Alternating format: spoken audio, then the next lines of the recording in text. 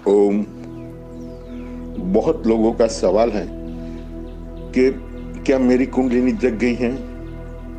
अगर किसी की व्यक्ति की कुंडलिनी शक्ति जग गई है तो उसको पहचानने का तरीका क्या है।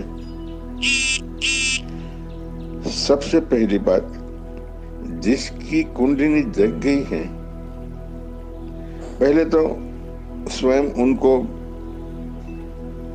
पता होता है, कभी कभी नहीं भी होता है, मगर कुछ परिवर्तन अपने भीतर वो महसूस करता है। ज्यादातर तो क्या है, 95% इल्यूजन होता है। मन हमारा बहुत शक्तिशाली है, वो कुछ भी दिखाता है हमको, क्योंकि बहुत सारी मन में दबी हुई आकांक्षा या जो भी है उसको एक्सपोज करता है।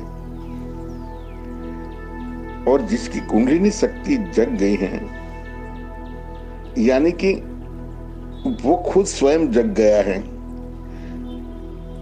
उनमें एक प्रकार की जागरूकता, होश और अवेयरनेस अपने आप दिखती है। कुंडलिनी का जग जाना यानी तुम्हारा स्वयं का जग जाना। जिसकी कुंडलिनी जग गई है वो अपने आप आनंदित और प्रेमपूर्ण होता जाएगा और बिना कारण आनंद और प्रेम उनमें से बहता रहेगा और उनको महसूस होगा कि मैं फैल रहा हूं,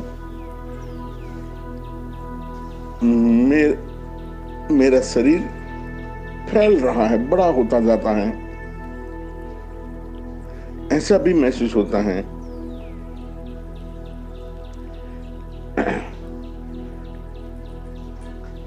कुंडलिनी शक्ति का जग जाना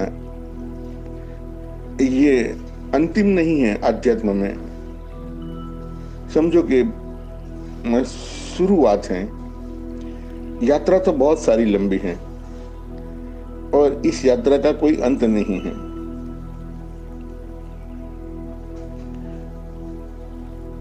ज्यादातर कुंडलिनी शक्ति 3 तरीके से जगती हैं। हमारे स्वयं के प्रयत्न से भी, गुरु कृपा से और परमात्मा की कृपा से। और हमारा प्रयत्न चाहे कितना भी हो, हम कितनी भी उछल कूद कर दें, मगर जब तक उस परमात्मा की कृपा नहीं होती तब तक बात कहीं अटकी रहती है, लटकी रहती है और हमें प्रतीक्षा करनी पड़ती है कि कब उनकी कृपा हो। सिर्फ प्रयत्न ही पर्याप्त नहीं है, उनकी कृपा भी इतनी ही आवश्यक है।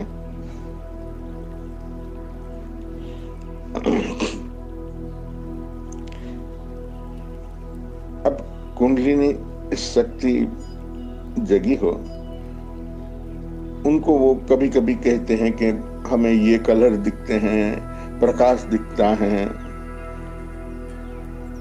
ये सब दिखना तो ज्यादातर 95% इल्यूजन ही होता है। और जिसकी कुंडलिनी शक्ति जग गई है उसमें कुछ ऐसा परिवर्तन आता है, उसके बोलने का तरीका, उठने बैठने का, बहुत सारे परिवर्तन दिखते हैं। उनकी आभा बदल जाती है, उनकी ओरा में चेंजेस आते हैं।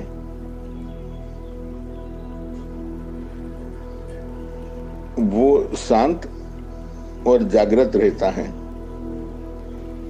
और अपनी बात कम शब्दों में सटीक रूप से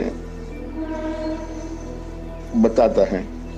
ज्यादातर लंबी लंबी बातें करना उनको पसंद नहीं होता, अपने आप वैसे ही